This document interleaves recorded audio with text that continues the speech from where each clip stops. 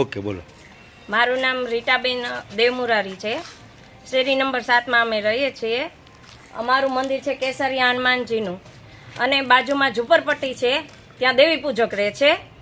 પણ એનો એટલો ત્રાસ છે ને, અત્યારે જો નાના નાના છોકરા રમતા હતા તો ઓચિંતાનો પથ્થરમારો કર્યો. એમાં મારા સસરા જે પૂજારી વસંતરાય હરગોવિંદાસ દેવમુરારી, એના પગમાં પથ્થર વાગી ગયો, અને આટલું અમારું બધું નુકસાન કર્યું એમને. મંદિરમાં નુકસાન કર્યું, મંદિરમાં પછી અને દારૂ પીને એટલી રંઝાડ કરે છે ને, અમારે તો લેડીઝને તો કોઈ દિયાતમાં પછી બહાર જ નથી નીકળાતું.